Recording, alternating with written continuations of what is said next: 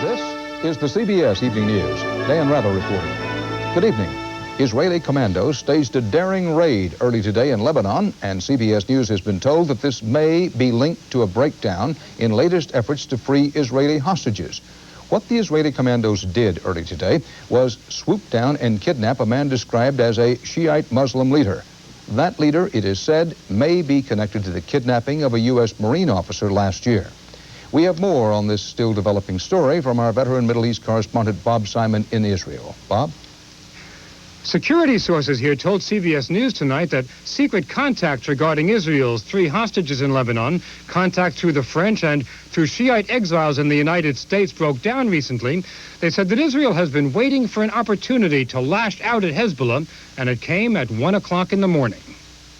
An Israeli helicopter with an estimated 20 commandos landed in a field near a Hezbollah-dominated village 10 miles north of the Israeli border.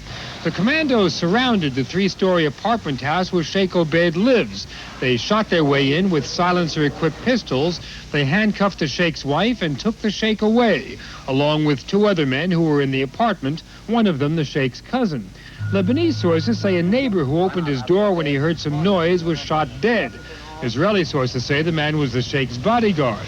Local militias were alerted to confront the Israelis, but by then it was all over. It had taken a half hour. The 36-year-old Sheikh Abdul Karim Obeid is described by Israelis as a sensitive nerve in Iran's terrorist machine in the Middle East. They say he was involved in planning the kidnapping of American Marine Lieutenant Colonel William Higgins last year. President Bush today was asked whether he thought the kidnapping of the Sheikh would help the peace process. I don't think kidnapping and violence helps the cause of peace. But the Israelis said they had a point to prove, a point worth making. We have a long arm that can reach into every place where they are, and that will set them thinking. Israelis are discounting the theory that the Sheikh can be used in an exchange of hostages, but sources here say that he knows more than any other Hezbollah leader about Shiite terrorism in the Middle East and can provide extremely interesting information if the Israelis can make him talk. Bob Simon, CBS News, Tel Aviv. In Beirut, 8 hours of fighting between Syrian Muslim and Lebanese Christian forces overnight, what one source called a night of insane terror. The 2 sides battered the city with 50,000 shells and rockets. Almost every neighborhood was hit, sparking fires that raged out of control and gutting scores of Beirut buildings. At least 13 people were killed, 165 wounded. Iranians voted for a new president today, and when the results are announced tomorrow morning, it's expected that Parliament Speaker Rafsanjani will be the winner. Rafsanjani himself voted in Tehran, where the turnout was so heavy that many of the polling stations stayed open extra hours.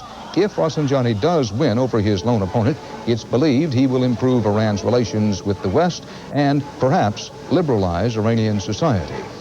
Soviet Foreign Minister Shevardnadze denied today that his country was ever involved with Felix Bloch, the U.S. diplomat suspected of spying for Moscow. Bloch himself reportedly has told the FBI a different story. Today's New York Times says Bloch admitted that he had worked with the Soviets for many years and that the Soviets paid him a lot of money. The search for Bloch's Soviet connection, if there is one, is focused on Vienna, where Bloch once served as number 2 man at the U.S. Embassy. Correspondent Anthony Mason is following the Bloch investigation. Austrian police said today they've identified the man who U.S. officials believe was a KGB contact who looked after Felix Bloch in Vienna. While Austrian investigators wouldn't name the man, they said he was about 60 years old and traveled under a forged Finnish passport. He claimed to have connections with a Finnish computer firm and with IBM Austria, but investigation showed no record of him at either company. We have to assume, Austrian investigators said, that he had contacts with the KGB. The man is known to have visited Vienna frequently, beginning in 1979, the year before Felix Bloch joined the U.S. Embassy here.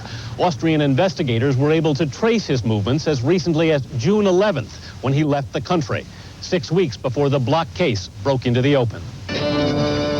During his years in Vienna, Bloch became close friends with many top Austrian officials. These pictures appeared in Austria's weekly press today. The FBI has asked to question 10 prominent Austrians about Bloch, including the former Minister of Science and Technology.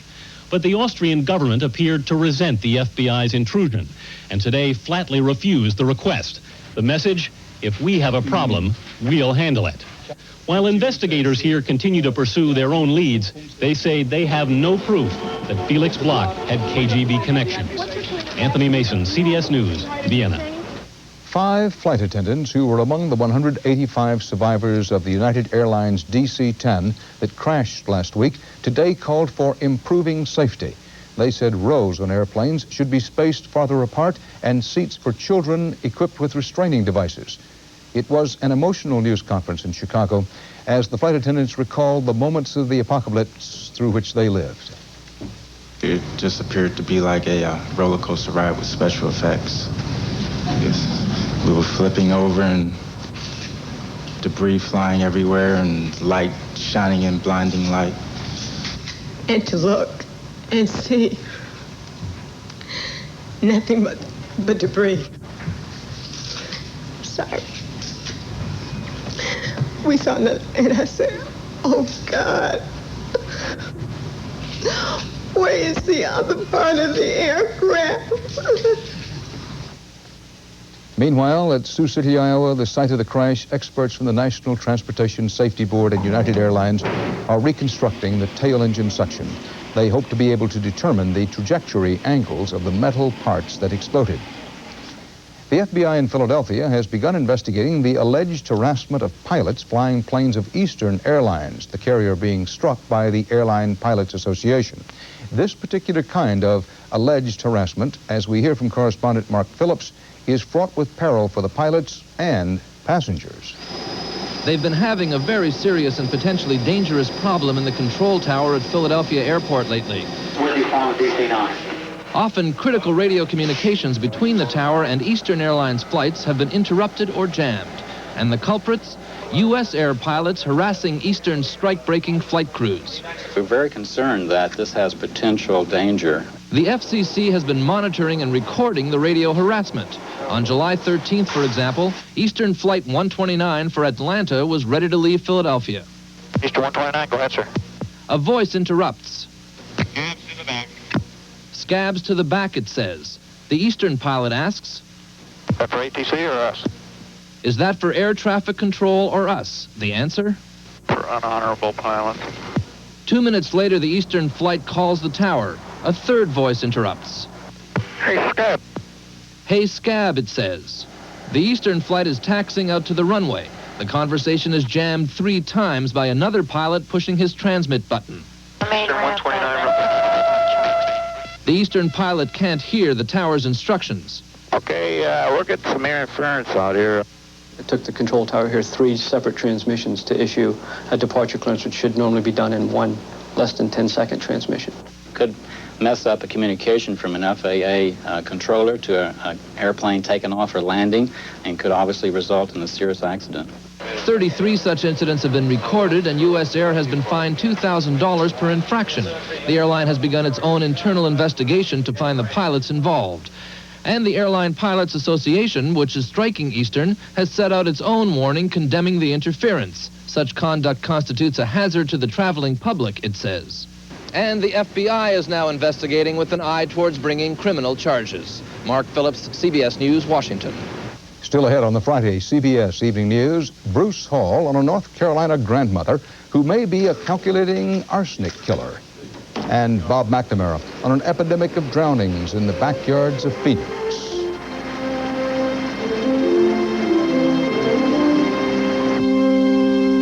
Bush vowed today to keep up the fight for his defense program after a series of stinging defeats in the House of Representatives. The House cut this week several major weapons projects the president is pushing. Now, as CBS News Pentagon correspondent David Martin reports, President Bush will try to convince the Senate that those weapons are essential to the U.S. bargaining position in superpower arms talks.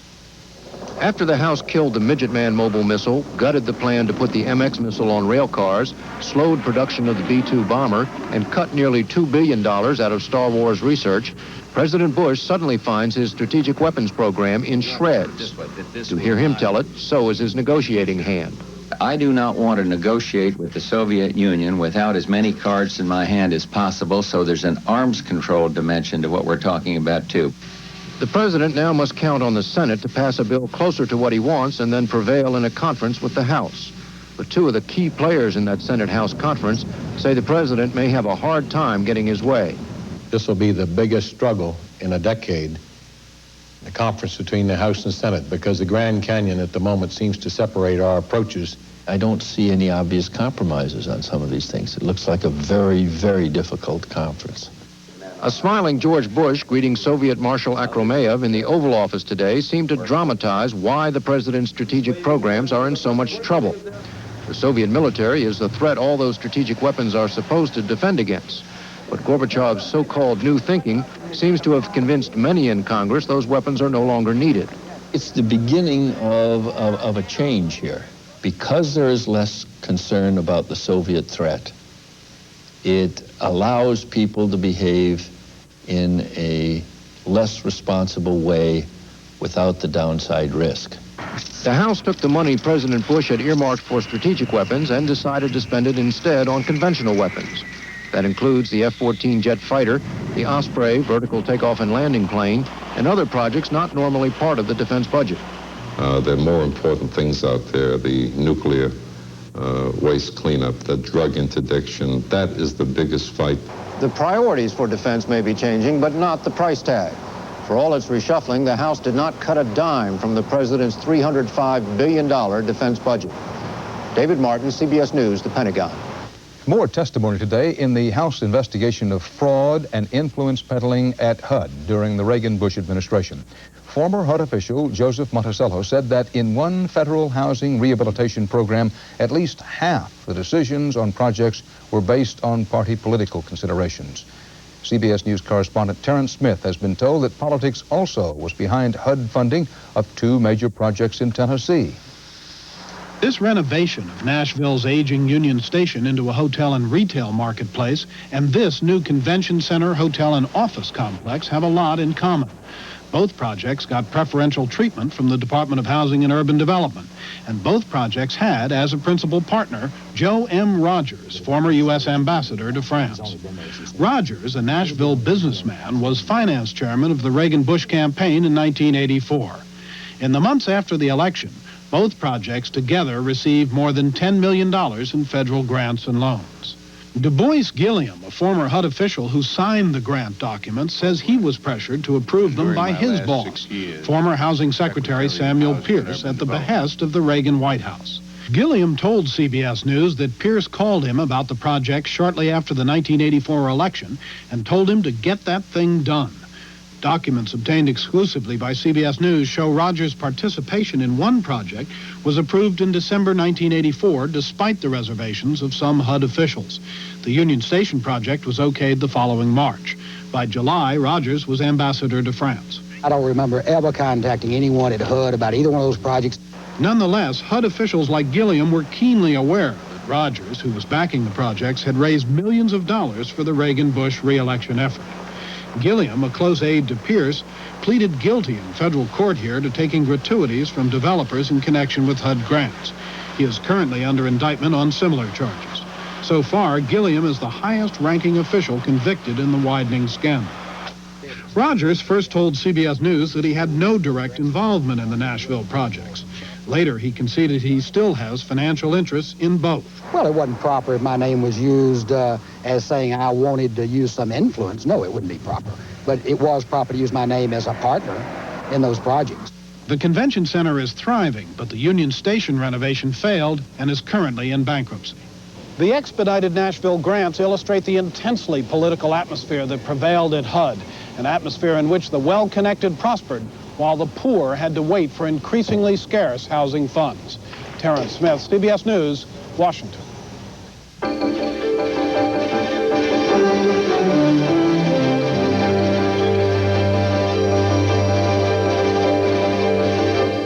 That community in North Carolina is being faced with what at least seems to be the unfolding of a Gothic horror tale. Bruce Hall is there. This 56-year-old grandmother has become the focus of one of the strangest cases ever in North Carolina. Blanche Taylor Moore, a pillar in the community, wife of the local minister, has been charged in the arsenic death of a former husband, a former boyfriend, and with the attempted poisoning of her current husband. I can only describe her response as one of anguish, one of disbelief, some dismay, and I would say a bit of resentment. The police say this may only be the beginning. This week, the body of her father, who died more than 20 years ago, was exhumed. Once again, arsenic was found. The evidence indicates that he had an exposure to some arsenic, again, within 1-2 weeks of his death. But there was not enough arsenic to kill him. Cause of death? Probably a heart attack. However, there are more suspicious cases. The deaths of at least a half dozen co-workers and relatives are being reopened. As former associates of Miss Moore who have died, and as unanswered questions come about, we will open death investigations on these matters. Neighbors and friends are confused, but many refuse to believe the stories about the woman they have known for most of their lives. It's going to take a whole lot more evidence than they've got for me to believe that she's guilty. Authorities concede none of the deaths would have been given even a second look if Blanche Moore's current husband had not gone to the hospital complaining of nausea just days after they were married. Now police say they will keep her in jail without bond while they try to unravel the arsenic poisonings in Alamance County. Bruce Hall, CBS News, Graham, North Carolina. The Exxon Corporation sought to assure Congress today that it would go back for another look at Alaska's oil-contaminated beaches next spring.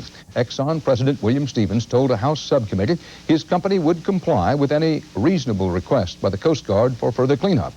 An internal Exxon memo uncovered earlier this week had indicated that Exxon perhaps intended to terminate cleanup operations in September.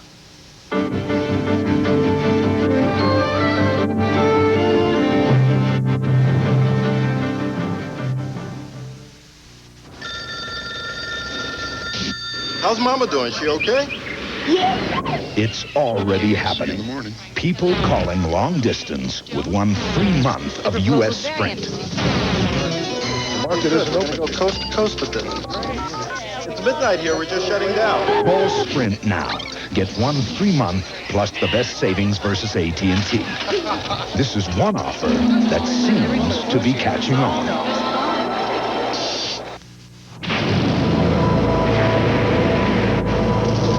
Thousands of years ago, the world was introduced to a vehicle that could travel in some of the worst weather and hold plenty of cargo.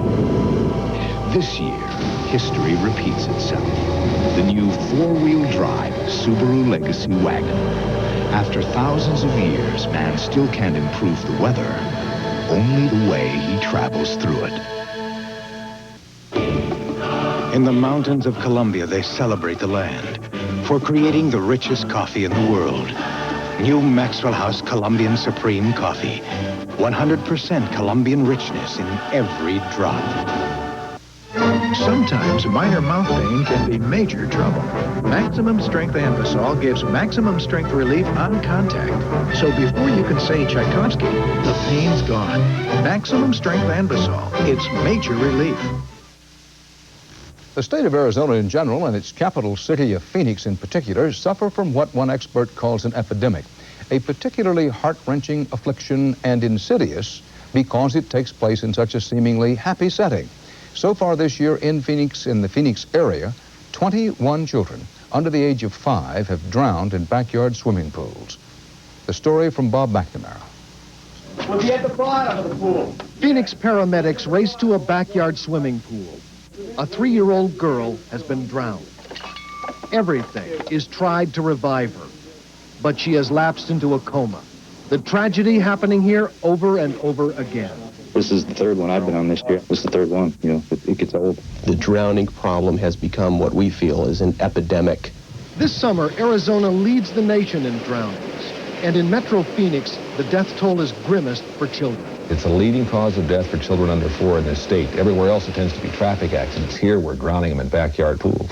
With more than 90,000 backyard pools in this sprawling desert city, they are as common as cactus, and people are the problem. The bottom line is that big people aren't watching little people. That's what happened here. The mother had been outside with the children and apparently had gone inside to use the telephone. And it happened here, where 2 little boys were drowned. The babysitter left them outside to get them a drink of water. The phone rang. She was just gone a couple minutes. When we went back out, The two boys were in the pool. In just a few seconds, a child can die in a backyard swimming pool. Today, despite local television saturated with public service pleas, anguished images of a drowned infant's father, despite CPR classes that have filled, the more pool safety is preached, the more the 10 o'clock news leads like this. Good evening again. It's sad news tonight for all of us here in the Valley who want to see these drownings end. It's nothing different for us anymore. It's like, okay, somewhere around 3 o'clock today, we should be getting a drowning, and sure enough, it happens. Despite Arizona's drowning death rate 3 times higher than the national average for children under 5, Phoenix City and county governments this summer rejected proposals requiring fenced-in pools. One of the arguments, not everyone has children. It's a parent problem. If you're going to have a pool and swim and use it and have fun in it, you got to have the layers and the protection so that it stays a fun thing and doesn't kill your family. It is a season of sorrow, the summer of '89. Bob McNamara, CBS News, Phoenix. There's got to be a cure for athlete's foot. There is. Step up to the mic. Mike? Micatin. It cured my athlete's foot. It's got miconazole. There's nothing more powerful than this. Step up to the cure. Step up to the mic. Micatin. We've studied your mouth from every angle and created a toothbrush with a very special angle, the Reach toothbrush, with a dental angle designed to clean even back teeth better, to get your teeth 51% cleaner than the other leading brush. Reach for 51% cleaner teeth. To the average car, this could be a dangerous body of water, even though it's only an inch deep. That's why you should drive the new four-wheel drive Subaru Legacy, the latest in foul weather gear. The truth is, heart specialists concerned about aspirin irritation recommend Ecotrin over Bayer to help prevent second heart attack. Consult your doctor about the only brand of aspirin that's safety-coated to protect your stomach. That's Ecotrin, and that's the truth. Life without cholesterol. I mean, how much lettuce can one man endure? Give up the best things in life. What's left? New Miracle Whip cholesterol-free dressing. Same tangy zip as Miracle Whip and absolutely no cholesterol. So you get all the taste and none of the cholesterol. I do? New Miracle Whip cholesterol-free. Now the best things in life are cholesterol-free. Thank you. Thank you. Thank you.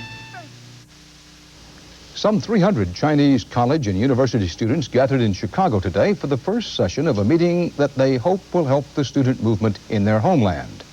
Bruce Morton was there.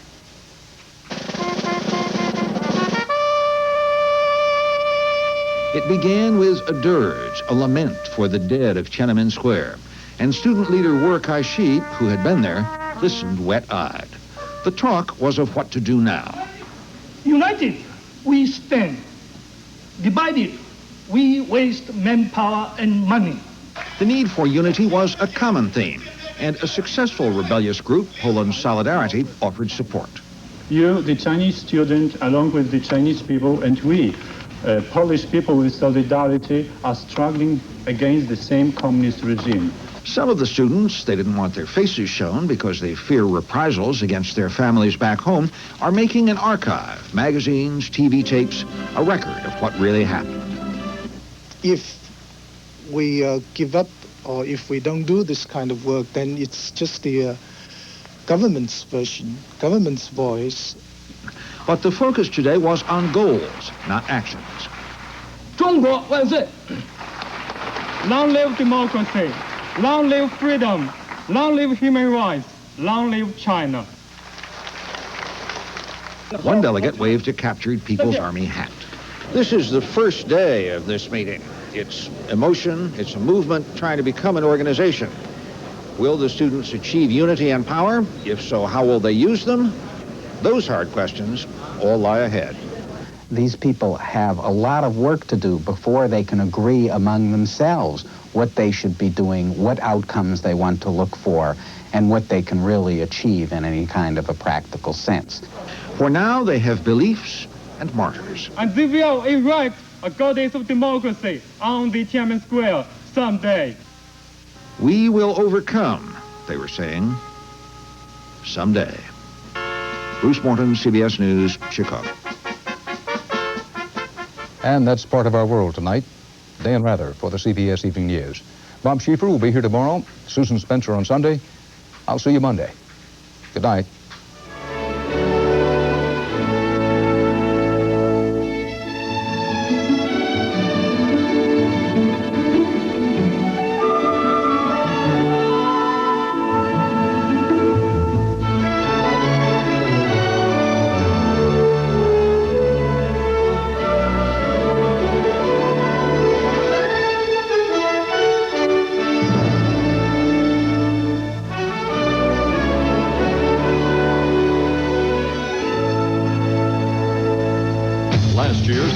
Black shot a stunning 20 under par to win. Now another top field aims for low scores at the Buick Open tomorrow on CBS Sports.